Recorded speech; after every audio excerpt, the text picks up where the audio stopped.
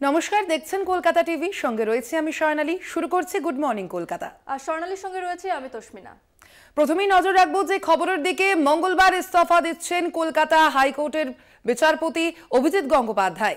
বিচারপতির রাজনীতির অঙ্গনে প্রবেশ নিয়ে জল্পনা শুরু হয়েছে। সম্ভবত বিজেপিতে যোগদান করছেন বিচারপতি গঙ্গোপাধ্যায়। তিনি তমলুক থেকে লোকসভা নির্বাচনে লড়বেন বলে জোর শোরগোল রাজনৈতিক মহলে। কেন মুখোশ পরে খেলছেন কেন? মুখোশের আড়ালে নয়, মুখোমুখি আসুন। মুখোশের আড়ালে আছেন কেন? রাজনীতি করবেন, রাজনীতির ময়দানে দাঁড়িয়ে করুন। বছরের শুরুতেই বিতর্কের কেন্দ্রবিন্দুতে থাকা বিচারপতি অভিজিৎ গঙ্গোপাধ্যায়কে ঠিক এভাবেই চ্যালেঞ্জ জানান তৃণমূলের রাজ্য সাধারণ সম্পাদক কুণাল ঘোষ। এর আগে অভিজিৎ গঙ্গোপাধ্যায়কে কটাক্ষ করেন বাংলার আরেক দুধে রাজনীতিবিদ তথা কংগ্রেস সাংসদ অধীর চৌধুরী। আমরা চাইব আগামী দিনে এ বাংলায় বিচারক অভিজিৎ গঙ্গোপাধ্যায়কে মুখ্যমন্ত্রীর মুখ করে একটা নির্বাচন হোক। মাস কয়েকও গড়ালো না, অভিজিৎ গঙ্গোপাধ্যায়ের রাজনীতির আঙিনায় প্রবেশ নিয়ে জল্পনা শুরু। মঙ্গলবারই কলকাতা হাইকোর্টের বিচারপতি পদ থেকে ইস্তফা দিচ্ছেন তিনি। আমি বিচারপতির পদ থেকে মঙ্গলবার পদত্যাগ করব, 1 নম্বর। দ্বিতীয় হচ্ছে, আগামীকাল বিচারপতি হিসেবে আমার শেষ দিন। সেদিন আমি কোনো বিচারের কাজ করব না, শুধু কতকগুলো মামলা পার্ট হার্ড হয়ে আছে যেগুলো আমাকে রিলিজ করতে হবে আমার লিস্ট থেকে। কোনো অ্যাডজুডিকেশন নয়। অ্যাডজুডিকেশন আমি গত 7 দিন ধরেও করিনি, কারণ আমি ব্যক্তিগত কারণে ছুটিতে ছিলাম। তো কালকেও কোনো অ্যাডজুডিকেশন করবো না, শুধু মামলাগুলো আমার লিস্টের বাইরে করে দেবো। বিচারপতির এই সিদ্ধান্তকে স্বাগত জানিয়েও তাকে কটাক্ষ করতে ছাড়েননি কুণাল ঘোষ। বিচারপতি বলেই দুটো প্রশ্ন থাকছে, এবং যেটা হচ্ছে, এক, যে মুহূর্তে উনি কোনো দলে যোগ দেবেন, ধরে নেওয়া যায় সেটা তৃণমূলের বিরোধী কোনো দল, তাহলে ওনার এতদিনের অবজারভেশন, রায়, ওনার বক্তব্য, দৃষ্টিভঙ্গি সবটাই যে একেবারে প্রি প্ল্যান্ড তৃণমূলের বিরুদ্ধে বলে সেটা কিন্তু প্রমাণিত হবে। পবন সিং কাণ্ড থেকে নজর ঘোরাতেই বিজেপির ঢাল অভিজিৎ, দাবি বাবুল সুপ্রিয়র। তৃণমূলে এলে স্বাগত, মন্তব্য ব্রাত্য বসুর। আমার একটা ভবিষ্যৎবাণী দেখুন, আমি বলে দিচ্ছি আপনাকে, ওনার সূর্য সেনের মূর্তির নিচে উনি ইন্টারভিউ কেন বাবা, গরমের মধ্যে সূর্য সেনের মূর্তি কেন? এবং উনি ভোটে দাঁড়াবেন শুধু তাই নয়, ওনার লক্ষ্য বা স্বপ্ন উনি দেখছেন যে দেখবেন হয়তো লোকসভা ভোটে উনি দাঁড়াবেনই না। ওনার মূল লক্ষ্য এটাই হবে যে 26 জনের মুখ্যমন্ত্রী হবেন, বিজেপির মুখ হবেন। আমি অবশ্যই মনে করি যে তিনি রাজনীতি করতেই পারেন, তার অধিকার আছে, নিশ্চয়ই যে কোনো রাজনীতি করতে পারেন। করলে আমি চাইবো হয় তিনি নতুন দল করুন বা আমাদের দলে তিনি আসুন। আমার মনে হয় আমাদের দল নিশ্চয়ই তাকে গ্রহণ। বিচারপতি গঙ্গোপাধ্যায় রাজনীতিতে যোগ দিলে তাকে স্বাগত জানিয়েছে বাম বিজেপি। অনেকটা অ্যাক্টিভিস্ট মোডে আর কি, যে শেষ থেকে ছাড়বো, আইনের প্রয়োগ করবই, ভয় লেশহীনভাবে যেরকম করা উচিত, সেটা তাকে একটা রাজ্যের মানুষের কাছে শুধু পরিচিতি নয়, শ্রদ্ধা সম্ভ্রমের জায়গায় নিয়ে গেছে। যদি পদত্যাগ করেন আর রাজনীতিতে আসেন, নতুন ঘটনা নাই। এরকম অনেক বিচারক, আইএএস, আইপিএস, মামলা, তারা এসছেন আগে রাজনীতিতে। তো তিনি আসেন, হ্যাঁ, উনি একজন জেদি লড়াকু লোক, সৎ লোক, যদি আসেন ভালো হবে রাজনীতির ক্ষেত্রে। আপাতত নজর মঙ্গলে। বিচার ব্যবস্থার কাণ্ডারি আদেও আইনসভার লড়াইয়ে নামেন কিনা প্রবল জল্পনা রাজনৈতিক মহলে। কলকাতা টিভি।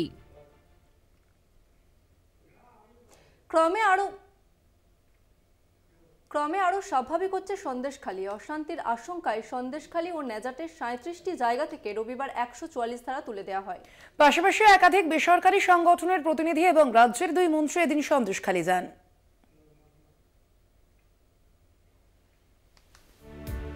প্রধান অভিযুক্ত শেখ শাহজাহান গ্রেপ্তারের পর ওই দাবিকে ঘিরে মাসখানেক ধরে চলা রাজনৈতিক উত্তেজনা গত কয়েকদিনে অনেকটাই স্তীমিত হয়েছে। রবিবার পুলিশ প্রশাসনের তরফেও বেশ কিছু জায়গায় 144 ধারা তুলে নেওয়া হয়েছে। এখনো 12টি জায়গায় 144 ধারা জারি থাকলেও 37টি জায়গা থেকে তা তুলে নেওয়া হয়েছে। এদিন সন্দেশখালীর অবস্থা পরিদর্শনে যায় এক স্বেচ্ছাসেবী সংস্থা। সংগঠনের 5 সদস্যের প্রতিনিধি দলকে নিয়ে যাওয়ার ক্ষেত্রে পুলিশের অনুমতি দেখাতে না পারায় লঞ্চ চালক আপত্তি জানালে তারা জেটিঘাট থেকে ফিরে যান। আক্রান্ত আমরার পক্ষ থেকে অম্বিকেশ মহাপাত্রের নেতৃত্বে আরও একটি প্রতিনিধি দল এদিন ধামাখালি হয়ে বস্তুত পুলিশকে এড়িয়ে সন্দেশখালীর পাত্রপাড়া, কলোনিপাড়া, আদিবাসী পাড়ায় গিয়ে স্থানীয়দের সঙ্গে কথা বলেন। সন্দেশখালীর 1 নম্বর গ্রাম পঞ্চায়েতের রামপুর স্কুলের মাঠে কর্মী সভার আয়োজন করে তৃণমূল। আগামী 10ই মার্চ তৃণমূলের ব্রিগেডের জনসভার প্রস্তুতিতে ডাকা ওই সভায় রাজ্যের 2 মন্ত্রী সুজিত বসু ও পার্থ ভৌমিক উপস্থিত ছিলেন। সেই অর্থে এদিনই প্রথম সংগঠিতভাবে রাজনৈতিক প্রক্রিয়া শুরু করল রাজ্যের শাসক দল। সন্দেশখালী ঠিক আছে, ভালো আছে, শান্ত আছে সন্দেশখালী। আমি দয়া করে বলবো কেউ যেন সন্দেশখালীতে এসে অশান্তি না বাঁধে। যদি একজনের উপরে কোনো অন্যায় হয়ে থাকে থানায় এফআইআর করবে, থানা তাকে গ্রেফতার করবে। দুজনের উপরে অত্যাচার হয়ে থাকলে 2জন করবে, থানা পুলিশ প্রশাসনের ব্যবস্থা করবে। 3 জনের উপর অত্যাচার হলে 3 জন করবে। কিন্তু এমনভাবে খবর রটানো হচ্ছে সন্দেশখালীর সমস্ত মা বোন অসম্মানিত হচ্ছে, মনে হচ্ছে যেন সন্দেশখালীর সমস্ত মা বোনের উপরে অত্যাচার হয়েছে। সন্দেশখালীর অশান্তির নেপথ্যে বহিরাগতদের আনাগোনা বন্ধ হলেই পরিস্থিতি পুরোপুরি স্বাভাবিক হবে বলেই মনে করছে তৃণমূল। সঞ্জিত চক্রবর্তীর রিপোর্ট, কলকাতা টিভি।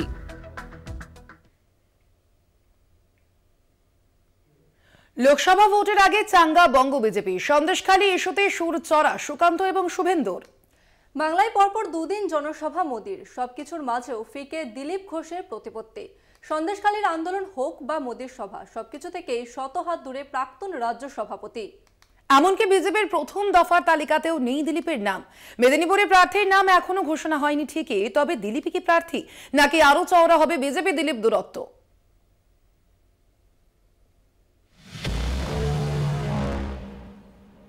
লোকসভা ভোটের দামামা বেজে গিয়েছে।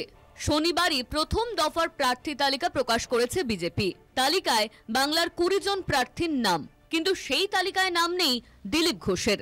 গত লোকসভা ভোটেও যে গেরুয়া শিবিরে মশালের মতো জ্বলতে দেখা গিয়েছিল দিলীপ ঘোষের নাম, এবছর সেই লোকসভা ভোটের আগেই ফিকে হয়েছে দিলীপের প্রতিপত্তি। দিলীপের রাজ্য সভাপতির পদে এখন সুকান্ত মজুমদারের অধিকার। তবে কি লোকসভা ভোটের আগে আরো স্পষ্ট হচ্ছে বিজেপি দিলীপ ঠান্ডা লড়াই? জল্পনা রাজনৈতিক মহলে, যদিও এ বিষয়ে ভিন্ন মত দিলীপের। দলকে একেবারেই কাঠগড়ায় তুলতে নারাজ দিলীপ ঘোষ। আমাদের যে সংগঠন আছে ওটা একটা অটোমেটিক মেশিনের মতো চলতেই থাকে সারা বছর। সংগঠন নতুন করে বুথ তৈরি হয়, বিভিন্ন সিটকে ক্যাটাগরি করে সেখানকার প্রস্তুতি আলাদাভাবে শুরু করেছে। কিছু বিশেষ সিটে হয়তো বিশেষ প্রয়াস করতে হবে, সেজন্য আগে ঘোষণা হয়ে গেছে নাম, কাজ করতেও সুবিধা হবে, কোনো কনফিউশন না থাকে। একদিকে সন্দেশখালীর তোলপাড় করা ঘটনাকে হাতিয়ার করে ময়দানে নেমেছে বিজেপি। দিনের পর দিন শাসক দলের বিরুদ্ধে সুর চড়াচ্ছেন। ভোটের আগে সন্দেশখালী ইস্যুকে হাতিয়ার করতে কসুর করেননি সুকান্ত মজুমদার থেকে শুভেন্দু অধিকারী, কিন্তু সেই আন্দোলনে দেখা যায়নি দিলীপ ঘোষকে। অন্যদিকে ভোটের নির্ঘণ্ট প্রকাশের আগেই রাজ্যে এসেছেন প্রধানমন্ত্রী নরেন্দ্র মোদী। পরপর 2 দিন আরামবাগ এবং কৃষ্ণনগরে সভা করলেও তার ধারে কাছেও ঘেঁষতে দেখা যায়নি বিজেপির প্রাক্তন রাজ্য সভাপতিকে। বলা বাহুল্য, গত কয়েক মাস দল থেকে রীতিমতো দূরত্ব বজায় রেখে চলেছেন তিনি। স্বাভাবিকভাবেই রাজনৈতিক মহলে প্রশ্ন, বিজেপির সঙ্গে দিলীপের দূরত্ব কি আরো বাড়ছে? কারণ পার্টির একটা সিস্টেম আছে, সবার কাজ থাকে।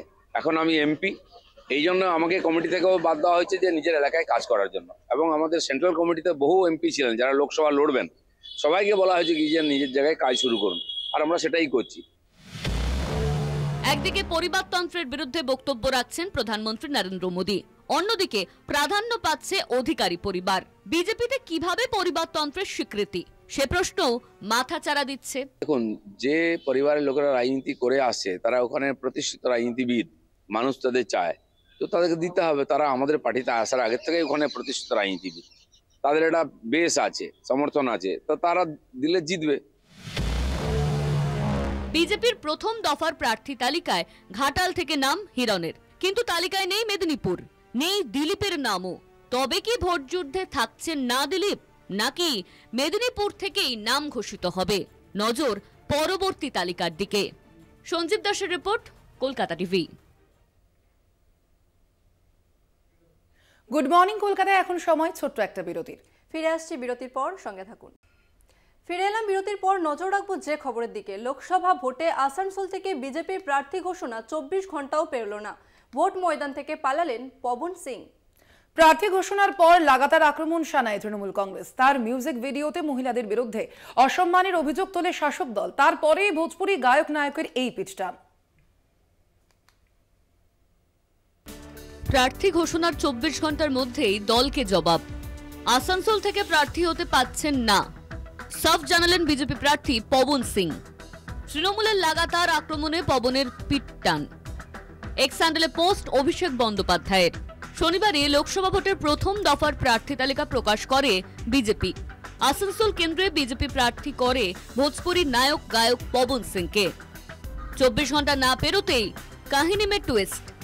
একেবারে উল্টো পথে হেঁটে দলের নেতৃত্বকে কৃতজ্ঞতা জানিয়ে আসানসোল আসন থেকে তিনি প্রার্থী হতে পারছেন না বলে জানিয়ে দিলেন। পবন সিং এর মিউজিক ভিডিওর প্রসঙ্গ তুলে ময়দানে নেমে পড়ে তৃণমূল।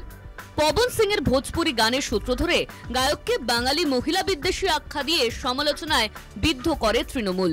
मुझे तो ये भी नहीं पता है बिहार में हैं, कहाँ से हैं, या मैंने कुछ तारीफ सुनी है कलाकार सिंगर के तौर पे कि भोजपुरी फिल्मों में चाहे कुछ जगह उनका, लेकिन मुझे नहीं पता है कि वो बक्सर से हैं कि वाराणसी से हैं, यूपी से हैं कि बिहार से हैं। আসানসোলে এমন একজনকে প্রার্থী করলো সেই পবন সিং, যিনি বাংলার মহিলাদের উদ্দেশ্যে অসভ্য কুরুচিকর মন্তব্য করে গান গেয়েছেন, মন্তব্য করেছেন। আমরা তার বিরুদ্ধে প্রতিবাদ করলাম এবং আমাদের এই প্রতিবাদ, আমাদের এই জনগর্জন এমন জায়গায় পৌঁছে গেল যে তিনি লেজ গুটিয়ে নির্বাচনের ময়দান থেকেই পালিয়ে গেলেন। সোশ্যাল মিডিয়াতেও একের পর এক পোস্টে পবনকে বেঁধেন তৃণমূল নেতৃত্ব। বাবুল সুপ্রিয় লেখেন, পবন সিংকে আসানসোল থেকে প্রার্থী হিসেবে দাঁড় করিয়ে বিজেপি প্রমাণ করে দিয়েছে যে তারা বাংলার মহিলাদের বিরোধী। গায়ক নায়কের গানের নাম কিংবা সিনেমা দেখলেই তা বোঝা যায়। মহুয়া মৈত্র এক্স হ্যান্ডেলে পবন সিং এর ছবি দিয়ে লেখেন, ইনি পশ্চিমবঙ্গে আসানসোলের বিজেপি প্রার্থী, মানে বুঝতে পারছি না। সাগরিকা ঘোষ লেখেন, প্রধানমন্ত্রী বাংলায় গিয়ে নারী শক্তির হয়ে সওয়াল করেন। পরের দিনই বিজেপি আসানসোলে এমন এক প্রার্থী দেয় যার ভিডিওয় বাঙালি মহিলাদের বাঙালিওয়ালা মাল বলে উল্লেখ করা হয়। পবন সিং এর বিরুদ্ধে সুর চড়ান আসানসোলের মহিলারাও। ভোজপুরি গায়ক পবন সিং, যিনি অশ্লীল ভাষায় গান করেন, মানে ওই শুনেছি, মানে ওই টিভিতে চালালে এখন সব রকমই গান শোনা যায়। হ্যাঁ শুনেছি তিনি ভোজপুরি গায়ক, কিন্তু উনি ওনার গানগুলো খুব অশ্লীল ভাষায় গান করেন, ভালো না। আপনার প্রতিক্রিয়া কি? তো বিজেপি প্রার্থী, তাকে তো আমরা চিনি না, প্রতিক্রিয়া আমরা কি দেব? উনি এই যে ভোজপুরি গান করেন, যে সকল অশ্লীল ভাষায় গানগুলো করেন, আমরা সেগুলো পছন্দ করি না। তো উনি দেশের হয়ে কি কাজ করবেন? একের পর এক চাপে অবশেষে ভোট ময়দান থেকে পালালেন পবন সিং। এক্স হ্যান্ডেলে বিজেপির সর্বভারতীয় সভাপতি জেপি নাড্ডাকে ট্যাগ করে লিখলেন, আসানসোল থেকে প্রার্থী হতে চান না। পবনের এই সিদ্ধান্তকে বাংলায় মানুষের অদম্য শক্তির জয় বলেই এক্স হ্যান্ডেলে পোস্ট অভিষেক বন্দ্যোপাধ্যায়ের। আসানসোলে জয় অনিশ্চিত ধরে নিয়েই এসব বলছে তৃণমূল, দাবি বিজেপির মুখপাত্র শ্রমিক ভট্টাচার্যের। কোন শিল্পীকে আক্রমণ করেন তার শিল্প সত্তা নিয়ে, তার সৃষ্টি নিয়ে, এটা মনে হয় সুস্থ সমাজ গ্রহণ করে না। তৃণমূল হারে লাগ হেরে গেছে। বিহারী বাবুকে দিয়েও যে এবার বৈতরণী পার করা যাবে না সেটা তারা বুঝতে পেরেছে। প্রার্থী ঘোষণা 24 ঘন্টা না পেরোতেই ইস্তফা ঘোষিত প্রার্থীর। স্বভাবতই চূড়ান্ত অস্বস্তিতে পদ্ম শিবির। কে হবেন প্রার্থীর থেকেও কিভাবে মুখ রক্ষা হতে পারে তা নিয়ে বিজেপির কপালে চিন্তার ভাঁজ। পবিত্র বন্দ্যোপাধ্যায়, উৎপল পাথরের রিপোর্ট, কলকাতা টিভি। এখন সময় আরো একটা ছোট্ট বিরতির। ফিরে আসছে বিরতির পর, দেখতে থাকুন কলকাতা টিভি। ফিরে এলাম বিরতির পর। শেষের অধিকারীর কেন্দ্র কাঁথি কেন্দ্রে প্রার্থী হলেন তার পুত্র, বিরোধী দলনেতা শুভেন্দু অধিকারীর ছোট ভাই সৌমেন্দু অধিকারী। প্রধানমন্ত্রী নরেন্দ্র মোদী থেকে অমিত শাহ যখন পরিবারতন্ত্রের অভিযোগে বিরোধীদের বিঁধে চলেছে, তখন অধিকারী পরিবারের বিজেপির আস্থা প্রদর্শনে শুরু হয়েছে বিতর্ক। বিরোধীদের সঙ্গে রাজনৈতিক মোকাবিলায় পর্যদস্তু হলেই কেন্দ্রীয় এজেন্সি দিয়ে প্রতিপক্ষকে হেনস্থার পাশাপাশি পরিবারবাদের তত্ত্বকে অস্ত্র করে আক্রমণ করে থাকেন প্রধানমন্ত্রী নরেন্দ্র মোদী। লালকেল্লায় জাতির উদ্দেশ্যে ভাষণ থেকে রাজ্যে রাজ্যে নির্বাচনী প্রচারেও কংগ্রেস, তৃণমূল, আরজেডি, ডিএমকের মতন কট্টর বিজেপির বিরোধী শক্তিকে আক্রমণ করতে মোদী পরিবারবাদ নিয়ে কটাক্ষ করে থাকেন। हमारे देश को नोच लिया है परिवारवाद ने।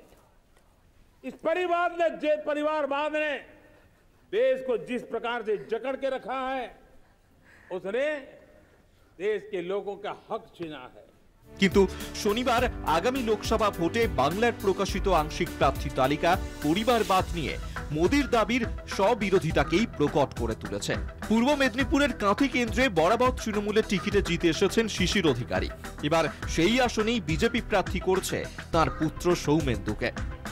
গত 2021 সালে তৃণমূল ছেড়ে পদ্মে নাম লেখানোর আগে পর্যন্ত শিশিরের জ্যৈষ্ঠ পুত্র শুভেন্দু রাজ্যের মন্ত্রী, আর এক পুত্র দিব্যেন্দু তমলুক কেন্দ্রে ঘাসফুলের সাংসদ, আবার সৌমেন্দু পুরসভার চেয়ারম্যান। শুভেন্দু বর্তমানে বিরোধী দলনেতা। সেই আমলে তাঁদের বিরুদ্ধে পরিবারবাদের অভিযোগ করা বিজেপি এবার নিজেরাই কাঠগড়ায়। সৌমেন্দুকে টিকিট দেওয়ায় মোদির পরিবারবাদের অভিযোগই প্রশ্নের মুখে। বিরোধীদের মতে ফের প্রকট হলো বিজেপির দুমুখ নীতি। অধিকারীরা অবশ্য এতে পরিবারের গরিমাই খুঁজে পাচ্ছেন। আছি তো মোদির সঙ্গে, অমিত শাহর সঙ্গে আছে, আবার কিসের যোগদান? কে লোকগুলা আমার হাঁটুর বয়স, আমার আঙুলের বয়স যারা, তারা আমাকে যোগদান করাবে কেউ নাকি? ওসব ব্যাপার নেই, ওগুলা পরিষ্কার হয়ে গেছে বহু আগে। শুভেন্দুবাবু যেদিন গেছে সেদিনই বুঝে যাওয়া উচিত ছিল যে পরিবার মোদির সঙ্গে চলে গেছে। আবার শেষবেলা গলা ধাক্কা দিয়ে বার করার জন্য বহু চেষ্টা করেছিল, পারেনি। স্পিকারের কাছে আছে এখন, দণ্ড কবে কী হবে জানি না, আমার মৃত্যুর পরে হয়তো দণ্ড হবে। বিভিন্ন ধরনের এ করে সাজসিকভাবে তাকে ফাঁসানোর চেষ্টা করা হয়েছে। এরও একটা প্রভাব এই ভোটে পড়ে। পরিবারবাদী রাজনীতি প্রসঙ্গ অধিকারীরা এড়িয়ে গেলেও এই প্রশ্নে নির্বাচনী ময়দানে বেজায় বিড়ম্বনায় পড়ার আশঙ্কায় রয়েছেন রাজ্য বিজেপি নেতৃত্ব। Kolkata TV. Good morning Kolkata আজকের মতো এই পর্যন্তই। দেখতে থাকুন কলকাতা টিভি, রাত দিন 7 দিন।